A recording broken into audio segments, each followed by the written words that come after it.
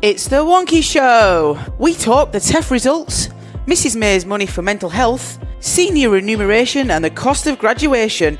It's all coming up. The Sutton Trust Chief Executive James Turner has been in the news this week talking about graduation costs as a major issue in their work to improve social mobility in education. So the issue isn't new.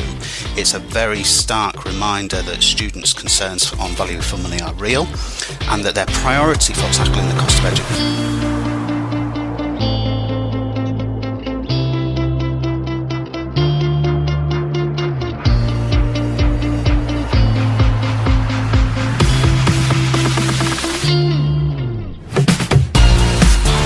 Welcome to the Wonkhe Show, your direct way into higher education, policy, people and politics.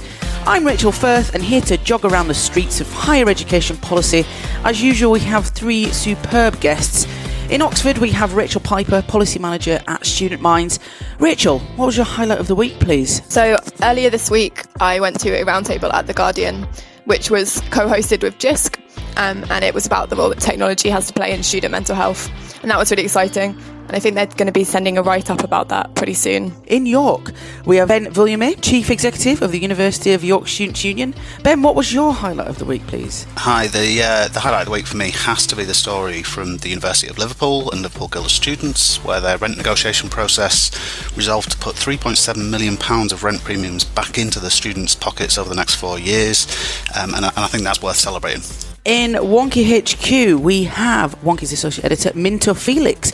Minto, what's your highlight of the week, please? Rachel, if I may say something non-higher education related, this week I've been fixated by the X Factor style contest that is the race for the next leader of the Conservative Party. I've never seen such a process play out before, given that I'm relatively new to the UK. So I'm just, I'm awfully excited by, who's in and who's out as the days twist and turn. This week we start with the University College Union, or UCU as they're better known, remuneration report, which was published this week.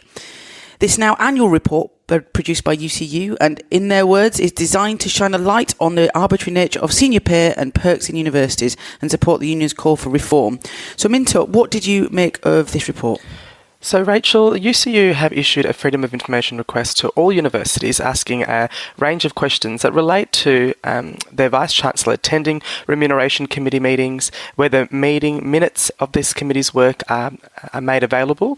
And what they've highlighted is that 109 out of the 135 universities that responded to their request still have their Vice-Chancellor attending meetings of their remuneration committee, which Paul Cottrell, who is the Acting General Secretary, describes as quite shocking. In response to these findings, UCU is calling for Vice-Chancellors to be removed from remuneration committees, for full disclosure of remuneration committee minutes to be made available where they are not, and for university governing bodies to guarantee that staff and student places are indeed made available on these committees. It's worth noting that of the 109 universities that were found to have their Vice-Chancellor attending remuneration committee meetings, 9 Vice-Chancellors were listed as members of these committees. I think that Vice-Chancellor pay isn't actually a big ticket item in terms of institutional economy. I mean, the amount of money involved is eye-watering if you think about it as a salary, but if you think about it as a proportion of the total turnover of a university, it's a nominal amount. But of course it is a very noisy issue. It's very emotive, it's headline grabbing, whether that's in universities or indeed any sector or business, or it's the same in charities. And so it's not going to go away. And in that sense, I really think that universities need to own that agenda and to really become a bit more progressive about the way that they demonstrate transparency, because if they do, I think people will realise it makes no real difference to the way that a university functions. Indeed, it's a very salient point there. Rachel, can I bring you in on this? I think I would echo what was said so far about the need for transparency and clarity, but also that people will see it in comparison to other roles in the university and how well those roles are paid, the precarity of other work in the university, and how, in light of kind of recent staff strikes and that sort of thing. So I think it does, whether we like it or not, come into that broader picture. And also in terms of kind of representation and diversity as well, not seeing very many women as Vice-Chancellors, or people from other demographics. And I think that also does kind of have a part to play in how people might feel about receiving this news.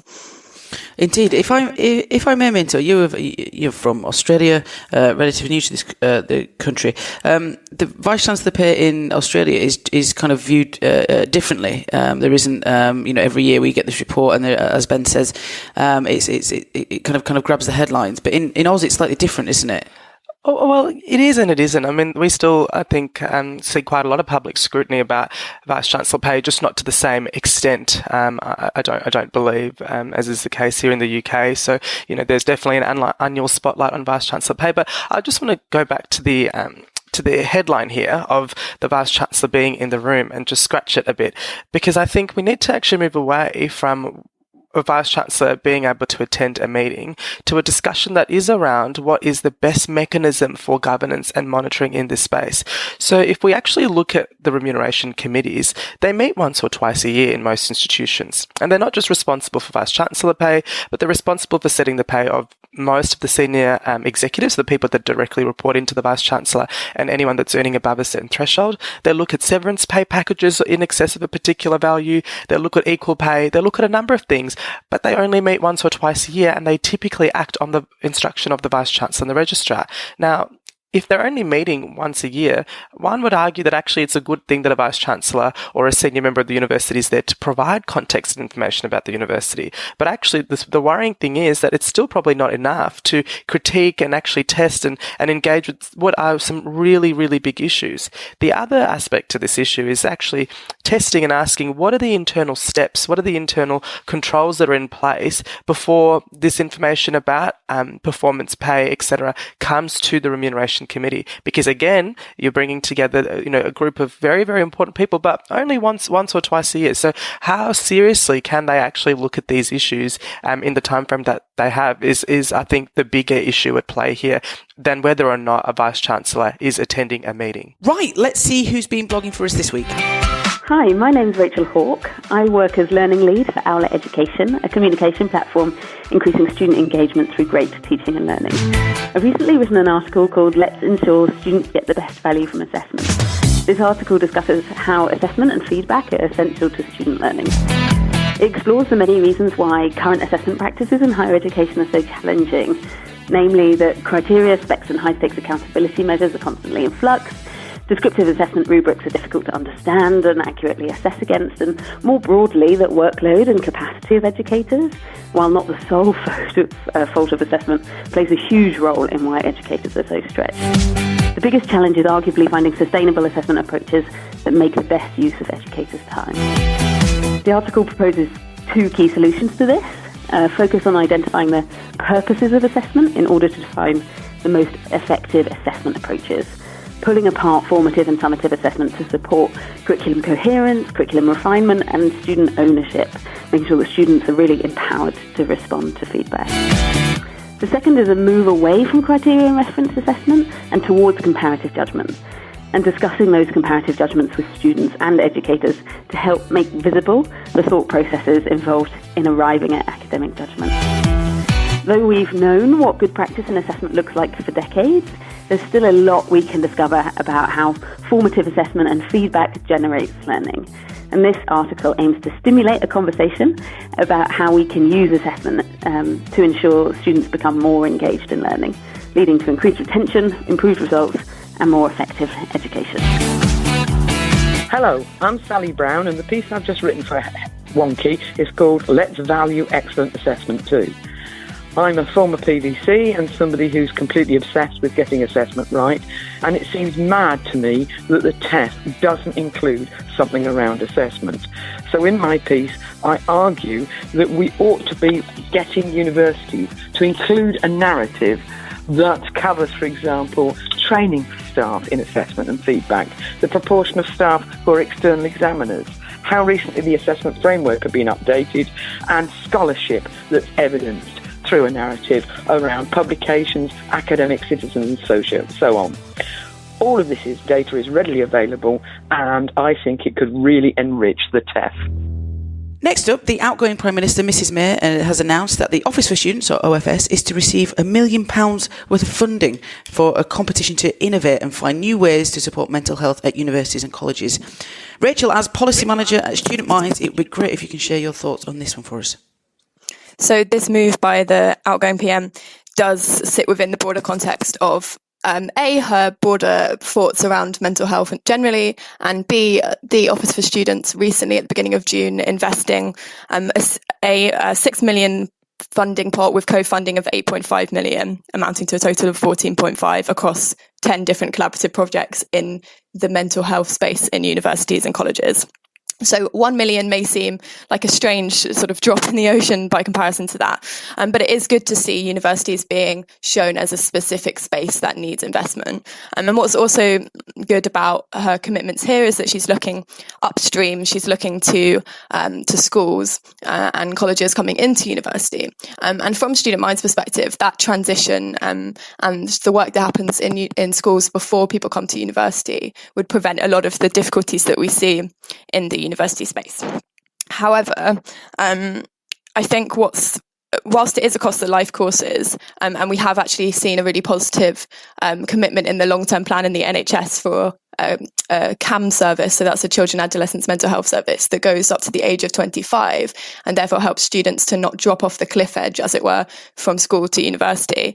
We aren't actually seeing a commitment to reducing the risk factors that cause mental health difficulties. So what isn't kind of shown in this is that policy decisions, for example, austerity, that are made by this government have contributed to mental health difficulties in children. And that a paper by the Mental Health Policy Commission in Birmingham shows that there's really never going to be quite enough staffing to cover the mental health needs. So we really need to focus on reducing risk. So I think that that's sort of the next step in this prevention picture, as it were. And also in the university space specifically, we need sustained funding on core services, and that needs to be protected in any funding changes that might be happening, not just innovation, although that's really key as well. I suppose we all know that mental health is now, whether we like it or not, immensely in our social consciousness, but for students and parents as well, and that there is a real desire to know more about how we support vulnerable young people within institutions, but actually in the wider world. And in that sense, I can't help but feel, I don't mean to for one second diminish the personal impact of poor mental health, but I want to put that aside for a second and think about the actual economic impact of fixing this problem. The bang for buck on fixing mental health could be huge. The benefits for the public health bill, for UK productivity, for the employment market, for the future prosperity of our people and our planet could be immense. And in that sense, it feels like throwing a six-figure check at this, to hope it'll go away, is a little bit short-sighted. I completely agree with what's been said about how it really needs to be a sort of structural and systematic approach. We've seen in New Zealand recently, the GDP is no longer their kind of core measurement for success or progress as a government, but instead they're looking at well-being. And I think we can kind of scale that into universities to some extent, and think about how we measure the success of a university, and what we're celebrating at universities. And that's why, in some ways, the University Mental Health Charter at Student Minds, developed with multiple partners, is looking at this and how we can measure the outcomes that a university might be able to improve around individuals' well-being, but also the broader well-being of a city, of a community, and a university. I think I'm really struck by Rachel's comments around sustainability of funding. This amount is for particular projects, and that is a wonderful thing. But I think what the sector is probably desperately seeking also is clarity around, where is it meant to take its efforts with mental health? What are the standards that we're measuring this investment against? We also have, information now clearly laid out, more so than before, about what students expect in the way of disclosure of mental health information to parents and trusted ones. The HEPI report that came out last year really demonstrated that. We've got a whole heap of evidence now that demonstrate the role of peer-to-peer programs and health promotion initiatives. But actually, how are we tying all of these things together to say that, at a minimum, every student, regardless of which higher education provider they attend, gets a particular type of service? And that might be, maybe too naive and idealistic, but I think that's actually where we need to go to sort of say, this money is actually seeking to address this issue in a particular kind of way. Yeah, I think what we have seen with the OFS funding that came out a couple of weeks ago is that a lot of the programs in that are looking at whole university approaches to different issues, and how it fits how it can fit within all the different aspects of the university and be measured for its success. I think the step change framework and the audit tool that is going to be coming out later in the year around that is going to be really helpful for universities understanding where they're currently at and where they can get to. And the charter will act as a kind of a way of universities working out what's best for them, because we can't have a one-size-fits-all approach. Each university does need to know and understand the needs of its own population before it sort of steps into the ring, as it were. So it needs to step back and then take that strategic approach. Universities still feel a bit shell-shocked by the mental health problems that have, suddenly appeared on our horizon and on our campuses and in our lifestyles. And actually, I see this as a major opportunity, that we're in a period of time where the public benefit of universities is being questioned quite widely and quite loudly, quite aggressively. And if universities can step up to the plate and own an agenda and really drive an agenda around improving the mental health and well-being of young people, the public benefit of that would be phenomenal. So, I talked about economic benefit a minute ago, but imagine the positive warmth that would be felt for universities if they really started to, reduce the amount of people who are suffering from mental health globally, to generate a stronger economy around mental ill health, to help, nail some of the problems that exist right from childhood upwards, to support the NHS in a sustainable way to be able to invest in mental health. That would change the agenda and the narrative for UK universities. But is that the job of a university? I think what the evidence shows is that young people, students, when they're attending university, they're unclear about what to expect from the university in terms of support. And so one of the programs that's being funded by the OFS that we're working in partnership with UE and other universities in Sheffield, in London and Manchester, is basically working out what is the boundary between universities and the NHS, and how can that role be clearly defined to staff and students so that the student has the clearest journey between universities and the NHS. But I think there's a bigger kind of point to be made here, which is that people consider mental health as just illness, just the end where you are admitted to hospital or to a service. And actually, we all have mental health and well-being, and our communities and the places where we spend all our time living, learning, with friends, those are the places where our mental health and well-being is formed and supported or otherwise. So as Ben was saying, they are real opportunities to promote good well-being and healthy spaces, and to have clear pathways between the university and the NHS so that those who need further support know where to get it, and so that staff know the boundaries around their role. Great, let's see who else has been blogging for us this week. I'm Paul Ashwin, Professor of Higher Education in the Department of Educational Research, Lancaster University. My Wonkhe piece is about how we conceive of and measure the quality of teaching in university, and is situated in the context of the independent review of the Teaching Excellence Framework in England. This is being led by Dame Shirley Pearce. In the piece, I argue that there is nothing generic about good teaching. It is about providing particular students with access to particular bodies of disciplinary or professional knowledge that can transform students' sense of who they are and what they can achieve in the world. Our ways of measuring the quality of teaching need to reflect this. University campuses can be surprising and unpredictable places. Students, staff and visitors often do the strangest things. Fortunately, our ever-reliable security team are on hand to deal with every eventuality. For over a decade now, we've been compiling a comprehensive record of the bizarre, unfortunate, inexplicable, and just plain weird reports from campus security. Here's your chance to hear some of the most remarkable reports from the ever-expanding case notes of true crime on campus. 0905. Report that conference delegates in hall had items stolen from their rooms. Security attended. It was discovered that the delegates were on the wrong floor of the hall. All items were safe in their rooms. 0210. Report of a tarantula spider in hall. Security attended and were told that the spider had gone under the bed. After careful searching by security officers, a small house spider was captured and removed from campus. The occupant of the room confirmed the spider was the one they had seen. 1545. Security received a report regarding the parking at Cripps Hall. On investigation, security found cars parked on the grass and a group of students having a party with a swimming pool and water slide.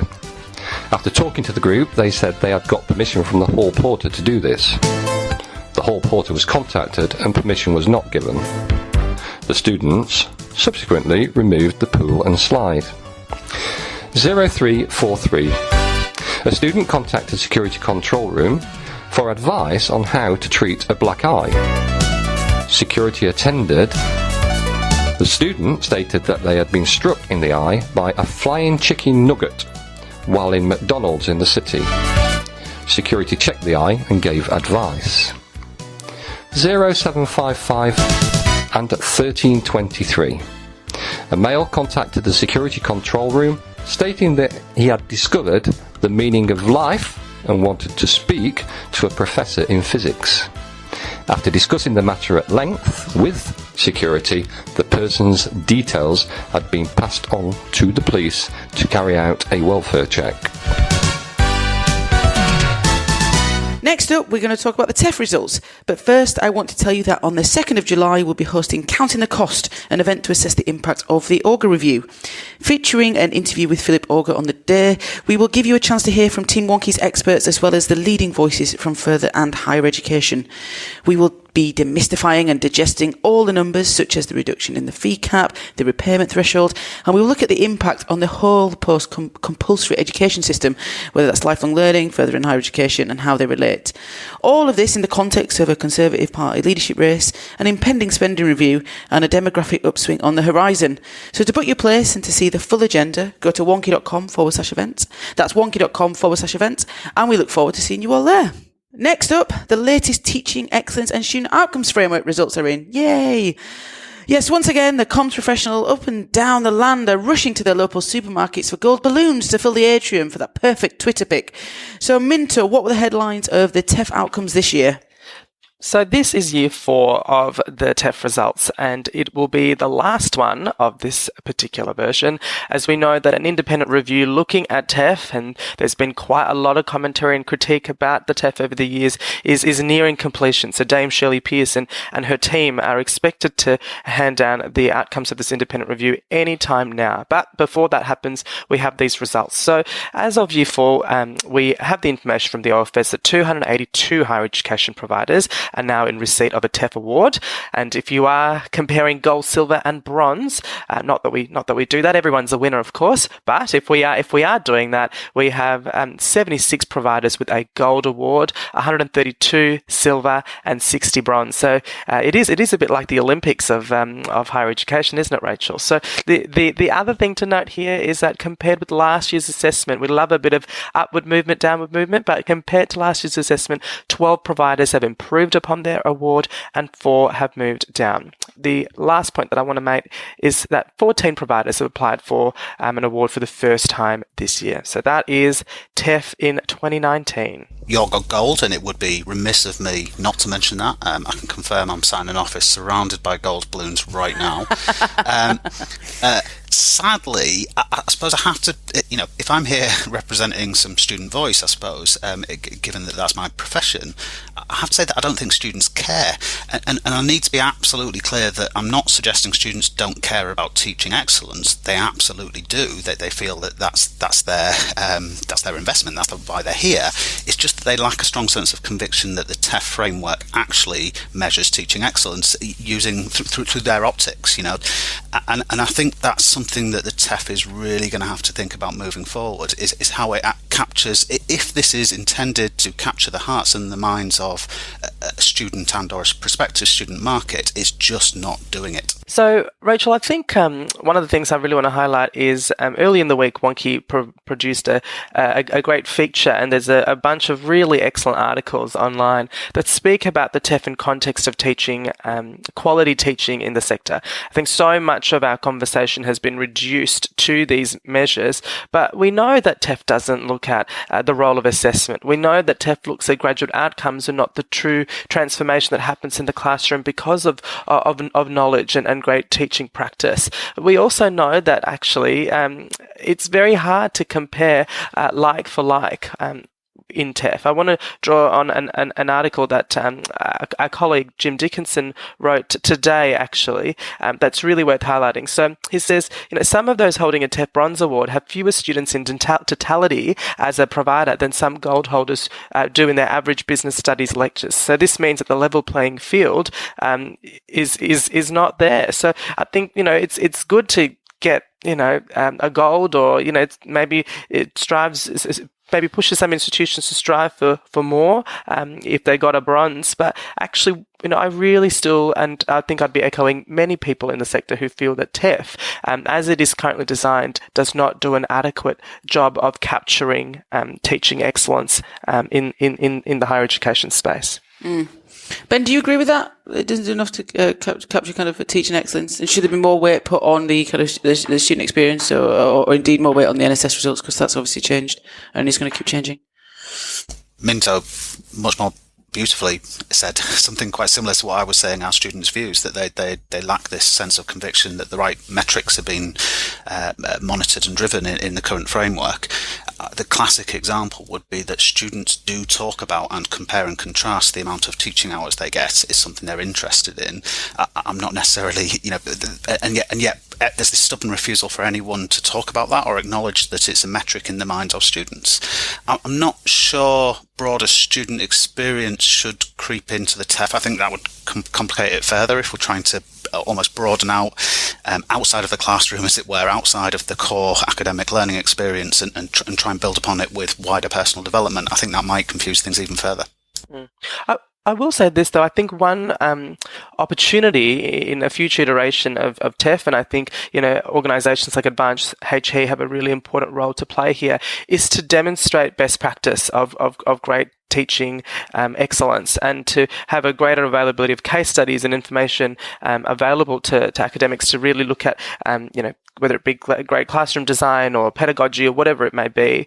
So I think that TEF as a ranking, is short-sighted and I think, comes with certain limitations, but perhaps a TEF in context with greater reference to examples and qualitative information that provides a sense of richness to teaching would be very valuable. Now it's time for Yes, but does it correlate? Here to set this week's question is Wonkhe's associate editor David Kernahan's son Ben.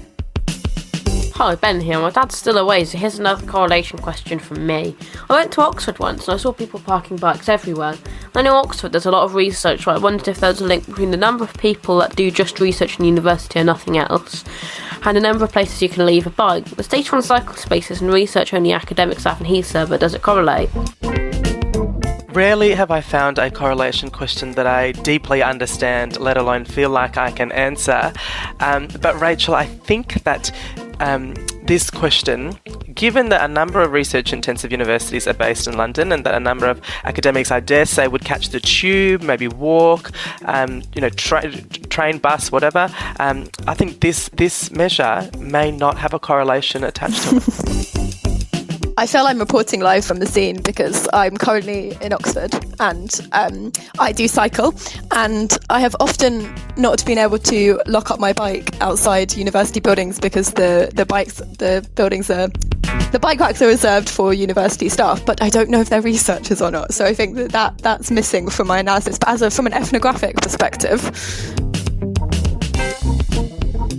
I suppose I'm coming to you live from York and thinking about our fairly research-intensive institution. I'm looking out my window and I can see, just from my one window in my ivory tower, I can see at least 25 bike ports.